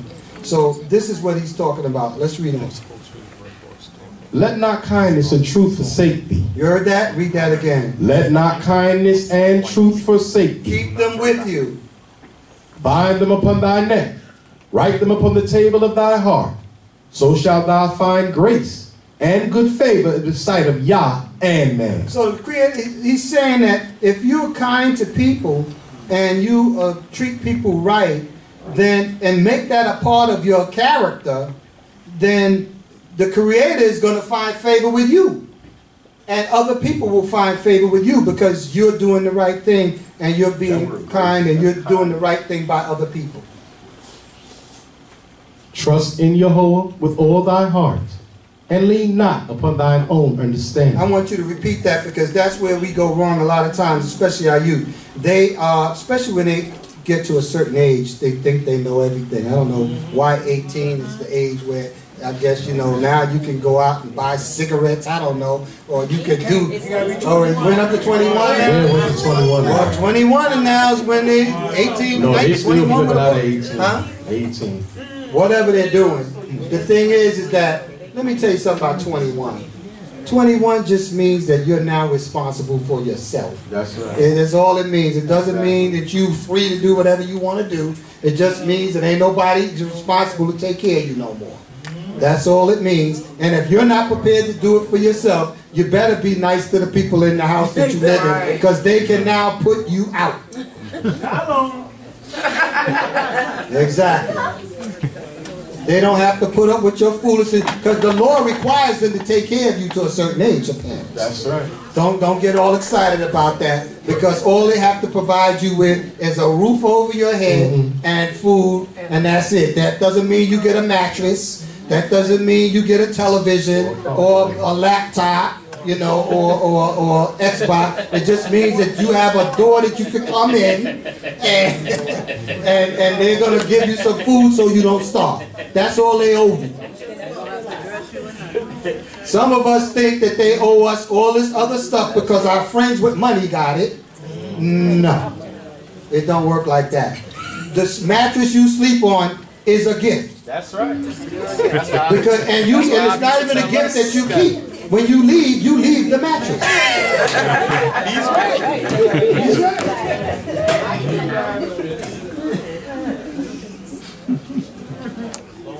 You might think I'm being funny, but I'm serious.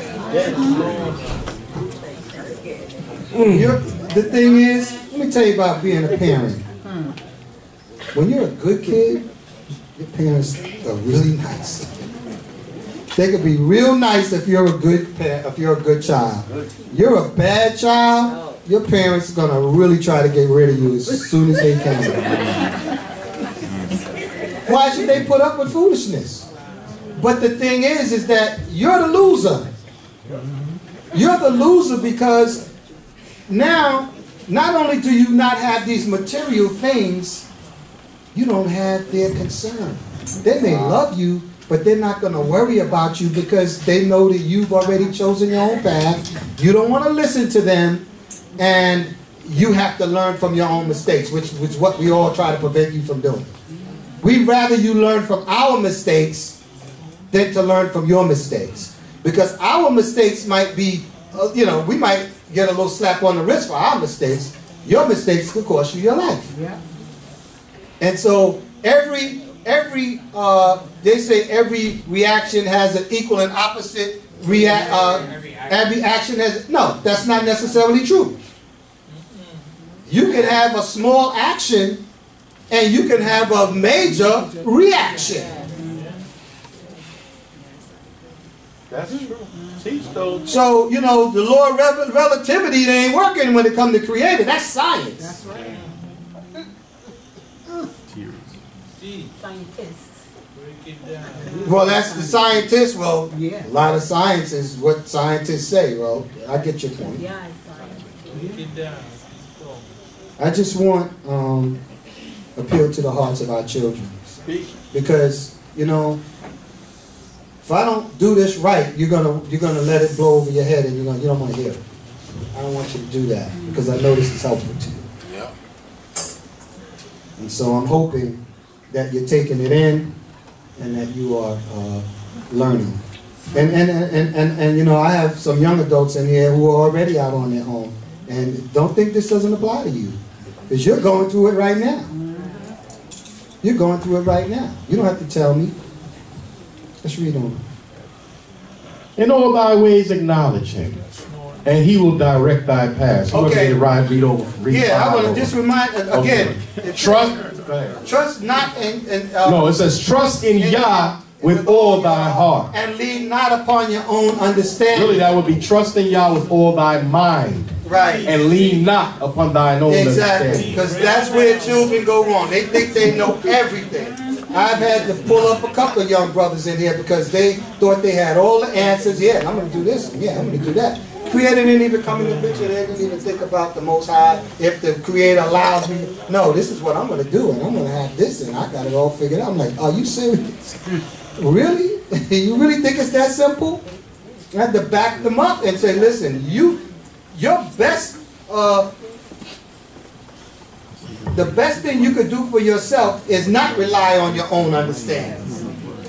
That's the last thing you should do. You can have an idea, you can have an opinion, but if you're not sharing that with somebody who already knows the answers to your questions, you are really saying, I want to learn, I want to go through all the mistakes myself so that I can get to point B. So instead of going from A to B, you go to A, F, G, R, M, X, Y, Z, and then maybe come back around to A again, and you can find B. Does that make sense? So what it took a wise person who went to a wise person to get an answer for took them 2 days, it took you 2 years. Right. Yes.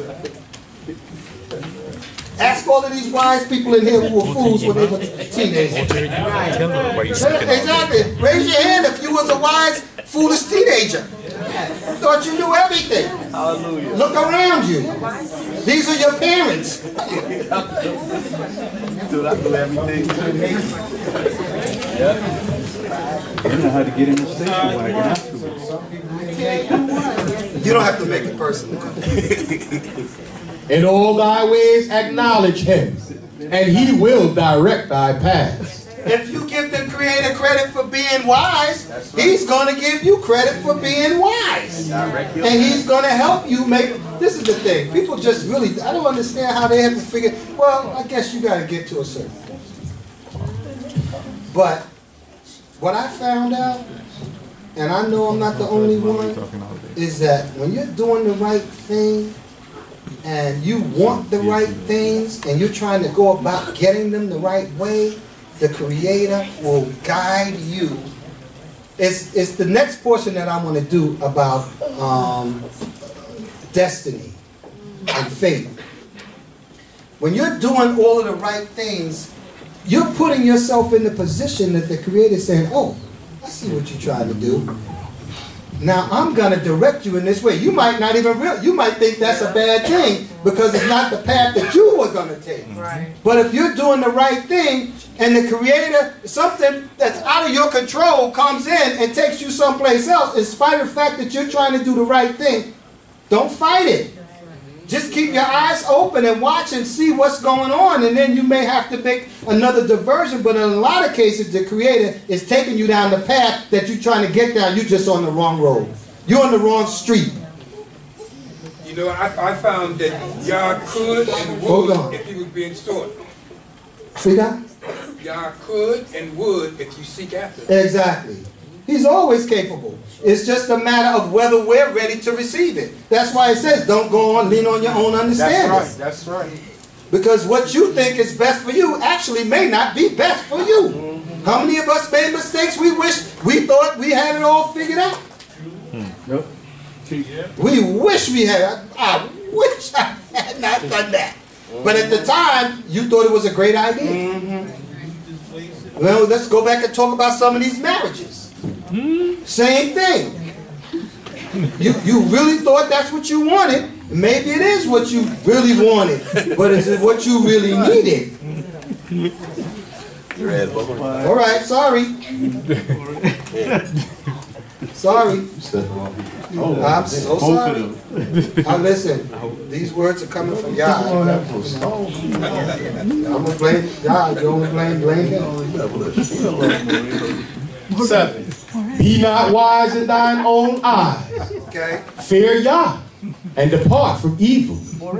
It shall be health to thy navel and marrow to thy bones. Honor Yah with thy substance, and with the first fruits of all thy increase. What am I? Okay. Yes. Even for the young ones. Amen. I don't care how much you have. Make sure you share. I don't care what you have. Even as a little kid, you can share what you have. And the thing is that sometimes we get so caught up in our own, and this is all about selfishness. We call it what it is. When we only think of ourselves, oh, well, I want this for me, and this is the direction I'm going in because I want this and I want that.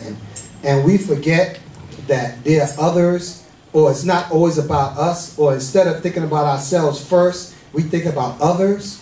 That's what parenting forces you to do. And in some cases, because some parents, the kids don't have anything but the mother's walking around with a mink coat. You know what I'm saying? But seriously, I mean, I saw more mink coats in the projects than I saw on Wall Street. Because that's, you know, everybody, you know, mink was in. I'm going to have a mink. My kid's asking for George. I ain't paying no $100 for no sneakers, but you got on a $3,000 coat. That's right. What I'm saying is, we can't, when you think about just yourself, the Creator sees that. Because you don't have to do anything. He's in your head. Oh, you mean to tell me that you saw that such and such a situation and you preferred to do this because that was your goal and you weren't even going to think about that other person who's in need? Sometimes it's the slightest little thing that you can do. I learned this from my mother. I mean, my siblings know this well. She was so generous, you know, all the time that it taught, generosity became like a part of our, I don't know, DNA. Because she was so generous all the time. When we were in the project, she would help the children whose parents were drunks. Right. She'd call them up and have a talk with them. You know, I can't even tell you how many times she called up the Hogues. You know? The family called Hogue. Their last name was like, that was their last name. There were people, come on now. They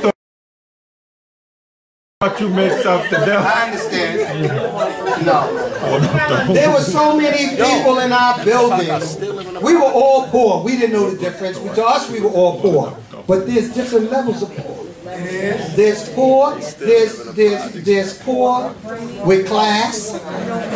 There's poor with conviction and spirituality. And then there's poor that's just straight up ghetto, don't have any knowledge of anything, don't want anything, they're dirty, they don't care how they look.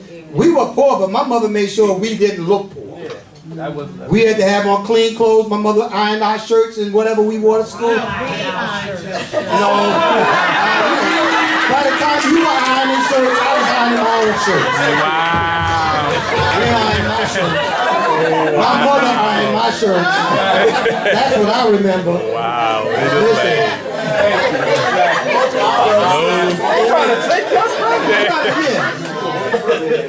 Yeah. I ain't afraid of them. They don't scare me and they know it. They want to take credit. They was too busy chasing boys. I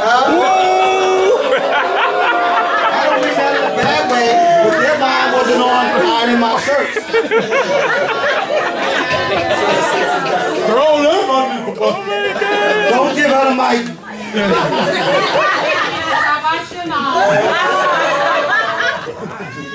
I will admit, I have grown when he got to a certain age, was very good at taking care of himself. But me and Natalia, every week, that my mother believed that the sons were in the things and they didn't have to do it.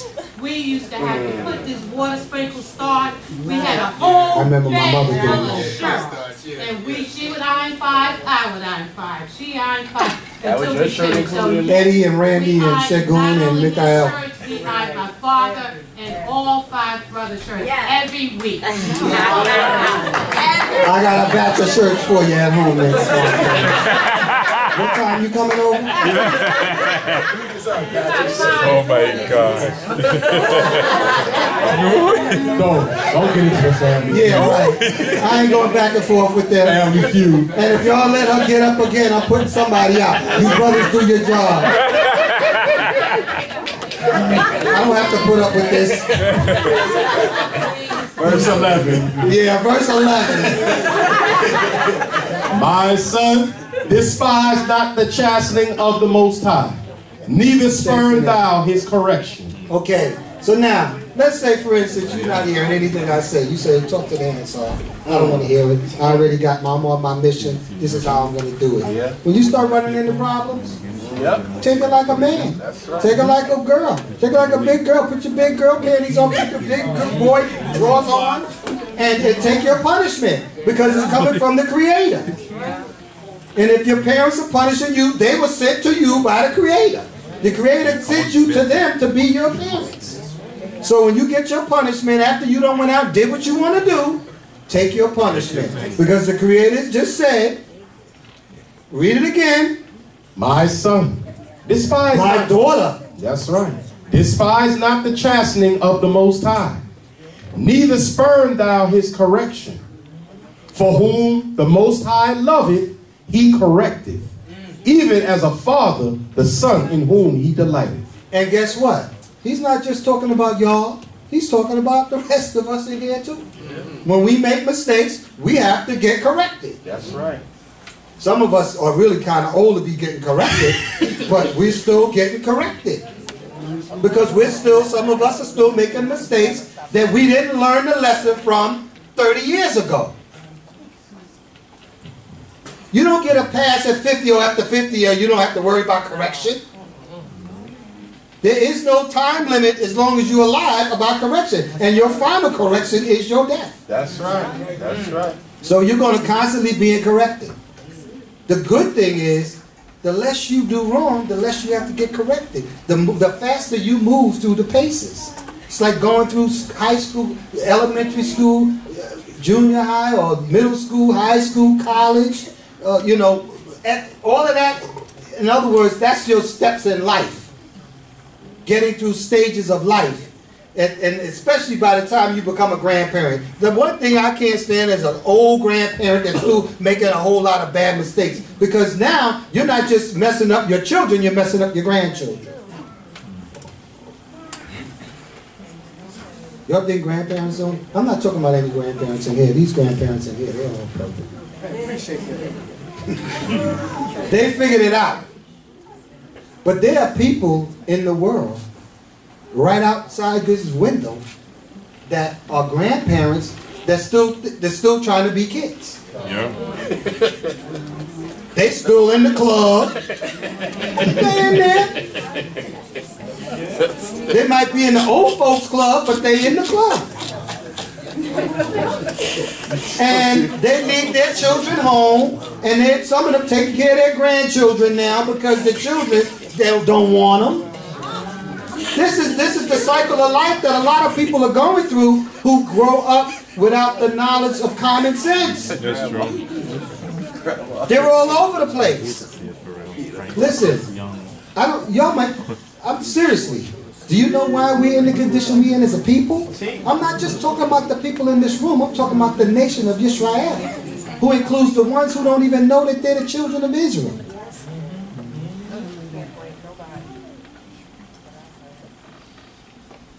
Our fate and our calamity is in a large part a consequence of our lack of familyhood. We got to do better. Let's read on. I'm going to finish it out because I can keep going on and I got more stuff to talk about, but I'm not going to go there. Go ahead. Happy is the man that findeth wisdom, and the man that obtaineth understanding. For the merchandise of it is better than the merchandise of silver, and the gain thereof than fine gold. She is more precious than rubies, and all the things thou canst desire are not to be compared unto her. Okay, so as you can see, there's so many blessings that could come from this. I definitely don't have time to do the other portion, so I'm going to save that for another day. But because I want you to see how this whole thing called life works. In other words, what you put into it and the reaction from the Creator and what He brings into your life. Some of it, you have choices that you can make, and the Creator also has choices. Okay, I want to help this person, or I'm not going to help that person, and that's how we get through it together with our best understanding and the Creator's guidance and His mercies and His blessings. And we all individually have to find what that path is for us individually. If when you're a child, you think that you're going to go down this path with this other person, whether it be a friend or a girlfriend or boyfriend or just a plain old friend, and you think we're going to do all of these things together. At some point, the Creator is going to separate you based on your understanding, your character, your heart, and all of the things that He's going to decide. And then He's going to decide, okay, this one is going to do okay, so I'm going to keep them on that. And this one is going to end up in a box or in jail or in a problematic life, just unpeaceful life. Based on the things that we do first, and then He decides, okay, this is the direction I'm going to send you in your life because I see there's hope for you, or I see that you want to listen, or you want to follow my commandments, or you want to do the right thing, you've got the right kind of heart. And then some of us who just don't have it, we separate ourselves from the blessings. And so I'm just hoping that the youth will use the elders or use the older ones to guide them on that path so that they can make better choices and better decisions for their own benefit. A lot of us are going to benefit from it too, but first you have to consider yourself and how it's going to affect your life and what type of life you want to have for yourself. I pray that I caught somebody's ear and that we can continue this discussion. We like to have fun when we come here, and we want you to have a good time, but we also want you to walk away with a message that is going to help you through not just the next week, but the next years, months, years, and decades that will help your life be a better one, not only for your benefit, for the benefit of your families, and the benefit of all Yisrael. So may the Creator bless you, keep you, and keep you in the even straight path so that you can be a blessing to all of us because we love you and we want to see you all succeed. Hallelujah. Thank you for your time.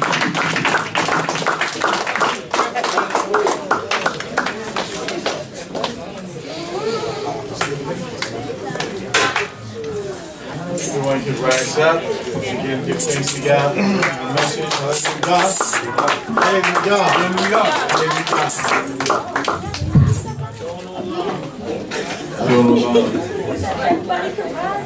We have a song.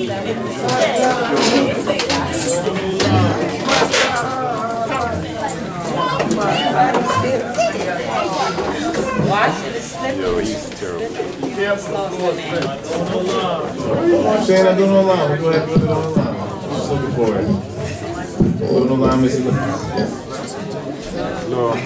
on the screen in a moment.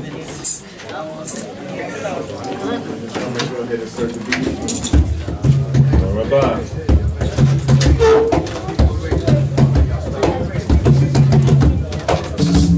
Song giving praise to the Lord of the universe.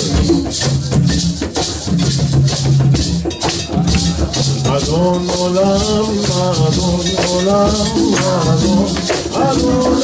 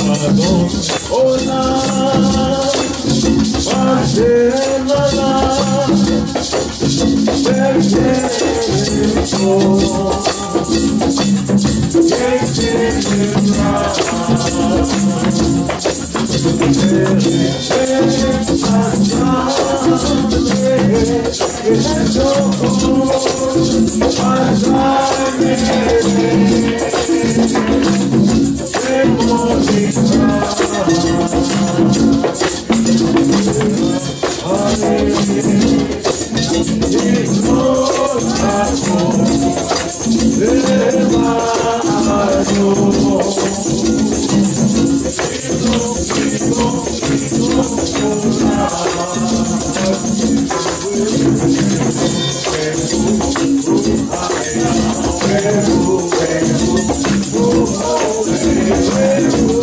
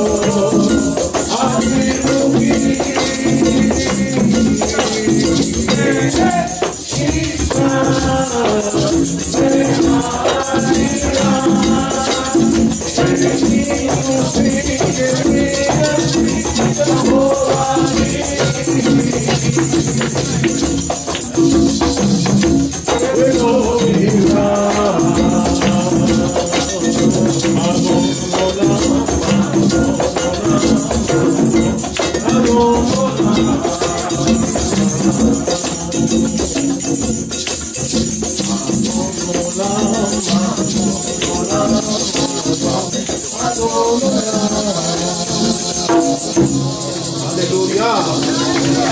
Go right into our final prayer. Page 11. Sacrifices and meal offerings are not found in our hands. Father of mercies, yet thy love standeth firm. Accept the words of our lips and the murmurings of our hearts. Receive our prayers in mercy and in favor. Grant us joy and gladness. Comfort thy people. Yehovah answer thee in the day of trouble. The name of the power of Israel set thee up on high. Draw us not away with the wicked, for our delight in thy word. Let thy words heal us and cause us to prosper. Cause thy wisdom to blanket Israel. Let the visions of the righteous be our lot. Yea, the dreams of our redeemed, our good fortune. Draw us the cords of love, and let our borders be truth. Into thy hand I commit my spirit. All praise unto thee, O God. We have thought of thy loving kindness. We rejoice in the house of Yah. Come, behold the works of Yah, and rejoice in the same. For he has rescued his people Israel. He has called forth the dispersed of Yaakov. He causes righteousness to stand where calamity was. For such is our God forever and ever. He will be our God henceforth eternally. Sing his praise aloud. Hallelujah. Shema Yisrael, Hear, O Israel,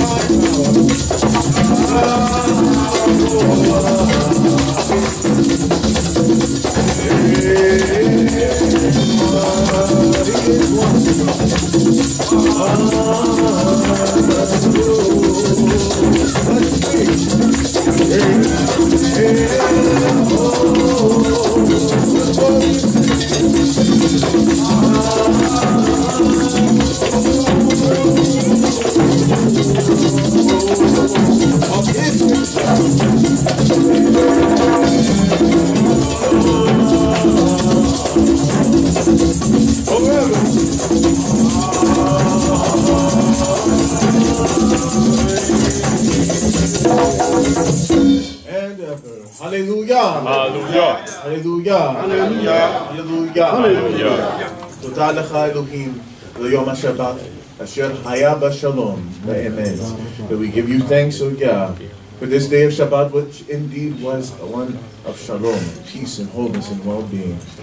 We give you thanks for those who spoke and gave us wisdom, sung and read Psalms and read the Torah and Hebrew all throughout this day, and we give you thanks in advance for the blessings of this week to come. That even now as the day is ended, as the sun has gone down, and we are now into the first day of the week, that you would even be mindful of our safety as we go about our ways, and you would bless and keep all of Israel and all of those who observe your Torah of all nations around the world to be able to learn who you are and to spread that knowledge to the world around us.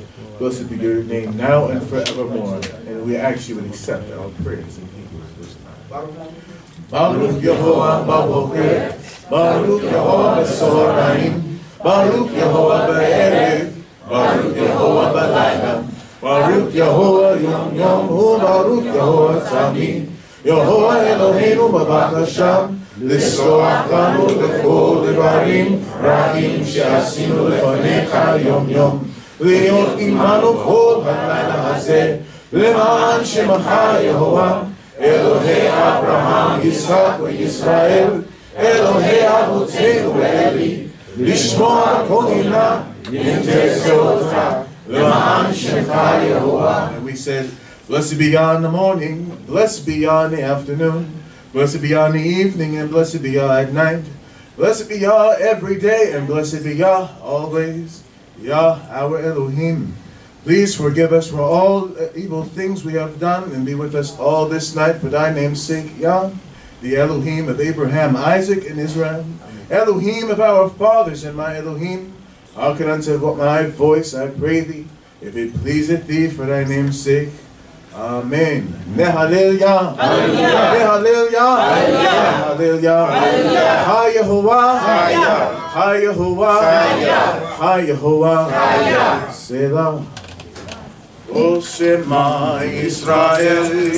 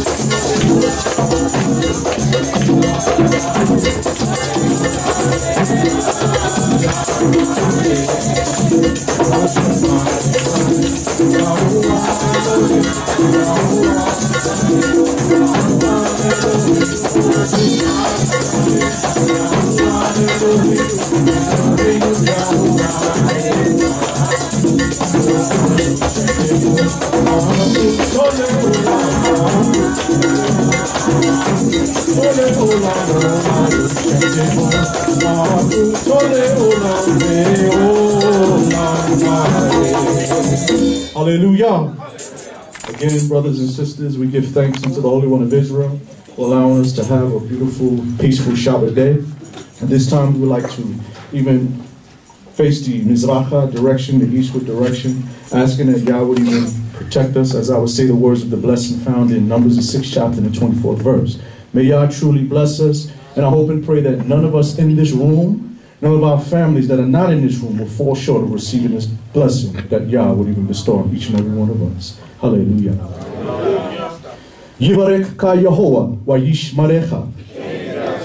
Ya'ir Yehovah panai olecha vechunecha. Yisa Yehovah panai elecha wa yasim lecha shalom. Yehovah will bless thee and keep thee. Yehovah will cause his face to shine upon thee and be gracious unto thee.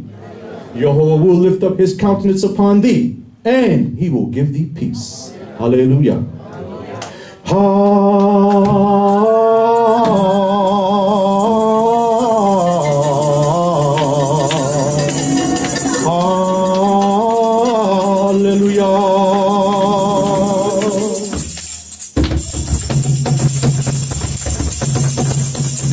Hallelujah, Bequacho.